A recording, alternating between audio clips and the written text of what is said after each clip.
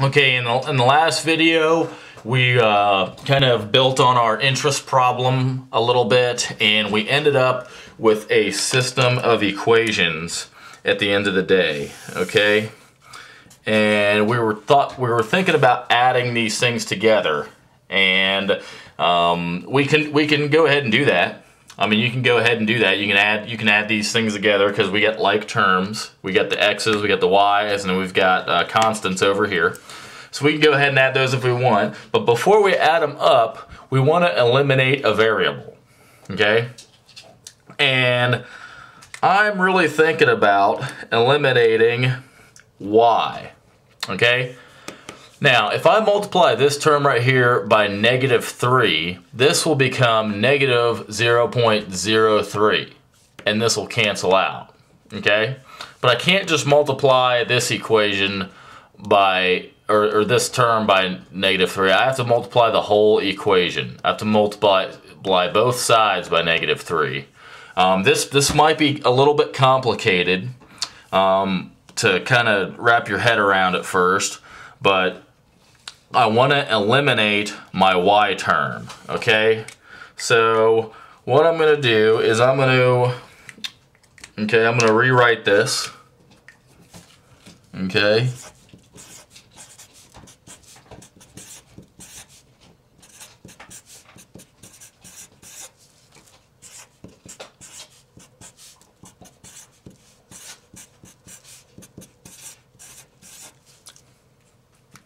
Alright, and what I'm going to do is I'm just going to multiply this whole thing by a -3.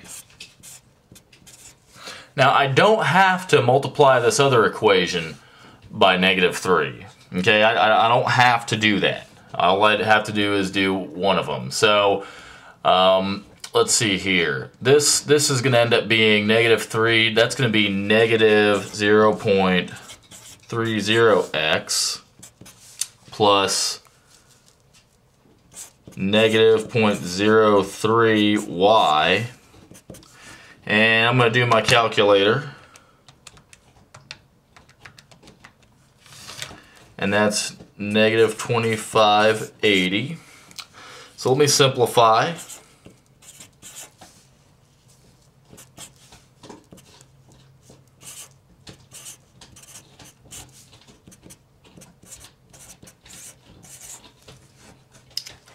Okay, now it looks like I can go ahead and add these two together. See, here was my original year 1 data.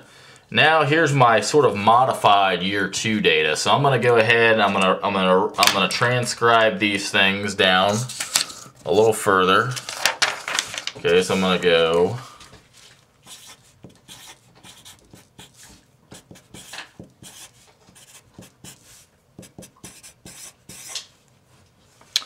and then I'm going to rewrite this one down here.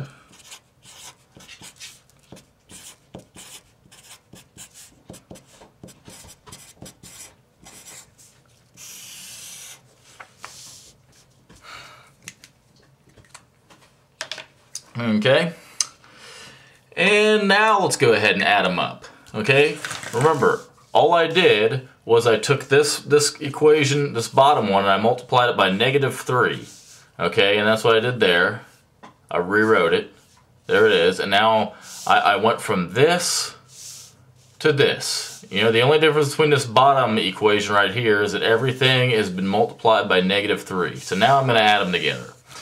So -0.30 plus 0.09, well, that's just -0.21x. I have the same exact number here, just one of them's positive and one of them's negative, so they're actually going to cancel out, and that's what I wanted to have happen. Okay. Now I'm going to go over here. I'm going to add this number together, and I get -1680. Okay. So now -21x is going to be equal to -1680. Okay? So now this isn't looking too bad. All I got to do is just divide both sides by negative 21.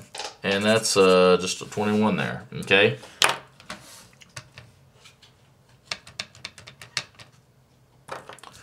And if you do that, you're like I just did, you find out that x is going to be equal to 8,000. Okay? So if x was equal to 8,000, we can go ahead, and here's our original set of equations right here. Remember, this was year 1 data, and this was year 2. Okay? Well, now that I know what x is, I can go plug this back in to either one of these equations for x, and I can solve it. So I'm gonna pick this bottom one again, and the reason why is because I'd rather multiply 8,000 by a tenth than any of these other things. So I'm just gonna go ahead and write this, and all I'm gonna do is I'm gonna plug x from down here. I'm just gonna plug that right in for x, okay? So I'm going to do that, and I'm going to do it in green.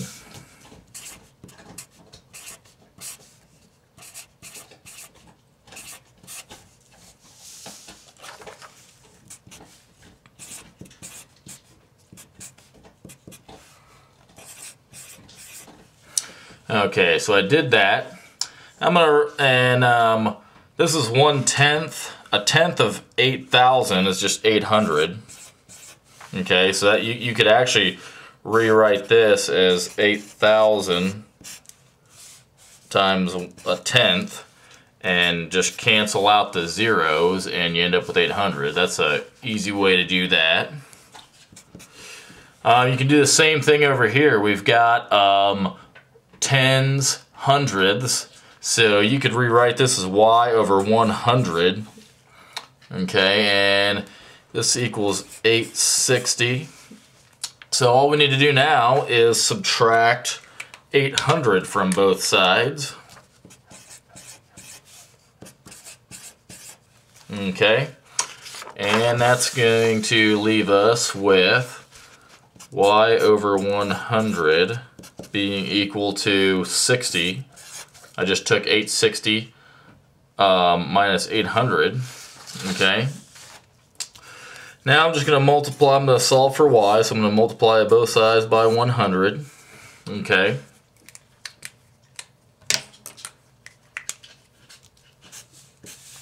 Hundreds cancel out. I've got y. 6 times 1 is 6, and there are going to be 3 zeros in the answer because there. So y is going to be equal to $6,000. So let's go backtrack all the way back to our original problem. And we found out that x plus y is equal to the principal. That's the how much money we put into each account, okay? And let's take our year 1 data. We can plug our, what did we find x was equal to? X was equal to 8,000 and y was equal to what? 6,000? Okay, so we're just going to go back. X plus y equals p.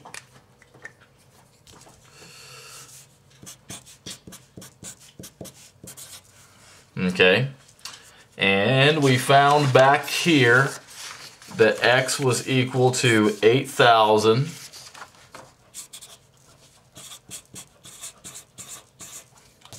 $8,000, and we just used back substitution to find out that $6,000 was invested into this.